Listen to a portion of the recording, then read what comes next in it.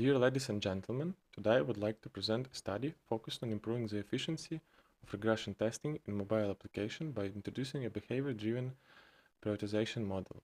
This approach leverages real user telemetry data to decide which test cases should be executed first, based on how users actually interact with the app in production.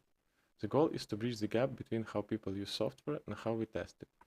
In mobile application testing, teams often deal with large and growing test suites.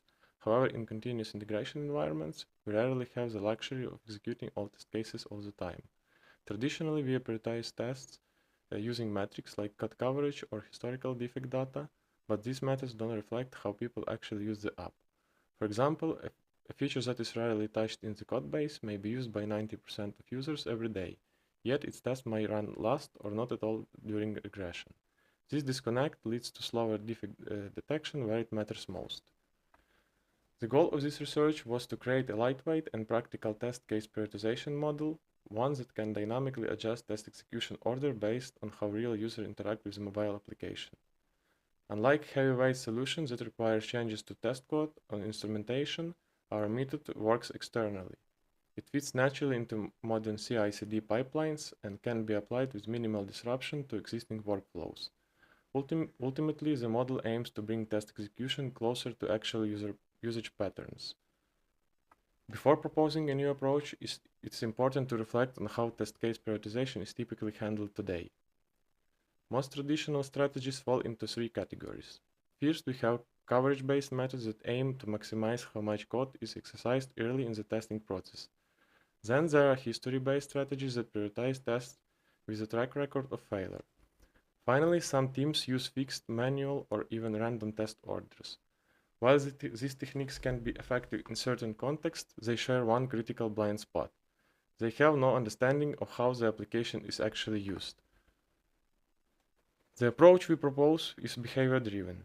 It uses telemetry data like how often users visit a screen or which actions lead to crashes to decide which test should be executed first. Each test case is scored based on behavioral signals, frequency, recency, and crash rate. These scores are then used to reorder the test suite before execution. One of the key advantages is that it happens externally. We don't modify test scripts or application code. The model is lightweight and works well with existing CI pipelines. This way, testing efforts focus on the areas that matter most to users, helping catch serious issues earlier with minimal overhead. This slide illustrates the architecture of the proposed model. We start with the telemetry, real-time data collected from tools like Firebase Analytics. It captures what users do in the app, which screens they visit, and when crashes occur. Next, a mapping layer connects those user behaviors to specific test cases. Then the prioritization engine applies a scoring algorithm based on frequency of use, recency, and crash data. Finally, the rewarded test suite is executed with the most relevant and risky paths tested first. The entire process runs outside the app code, making it easy to integrate into any CI workflow. To determine which test cases to prioritize, we use a scoring function that considers three behavioral metrics: usage frequency, crash rate, and recency. Each test case is assigned a score calculated using the weighted formula. The coefficients alpha, beta, and gamma let us tune the importance of each factor depending on project needs. This score determines the order in which test cases are executed. To evaluate the model in context, we simulated telemetry from a mobile banking app. 4 typical user flows were extracted, such as logging in, transferring funds, visiting settings, or accessing analytics. For each flow, we calculated frequency, crash rate, and recency, and then applied the scoring model. As expected, flows like login and money transfer, which are both common and risk-prone, received the highest score. Less used or very stable flows, such as analytics, were ranked lower and scheduled for later execution. This example shows how the model dynamically adapts test order to match how users behave in production, all using existing telemetry data. When we tested the model on a simulated app with realistic data, the results were promising. The model consistently pushed high-risk flows like logging and payments to the top of the queue. Even when we added noise to the telemetry data, the ranking stayed stable, showing that the model is robust. This table summarizes how the proposed method compares with the more traditional approaches.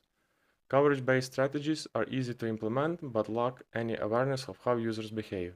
History-based methods can be helpful, but they require prior failures and may miss new or recently changed features. Random ordering, although common in practice, offers no guarantees at all. Our behavior-driven model stands out by being directly informed by live user activity. It adapts to change and doesn't rely on historical failures. While the proposed model offers clear advantages, it's also important to acknowledge its limitation. First, it relies heavily on the quality of telemetry. If the data collected is inconsistent, prioritization might be misleading. Also, the current approach assumes a manual mapping between user flows and the test cases, which can become time-consuming in larger applications. Finally, we don't yet factor in other valuable metrics like test flakiness, execution time, or code change frequency, all of which could further define the prioritization strategy.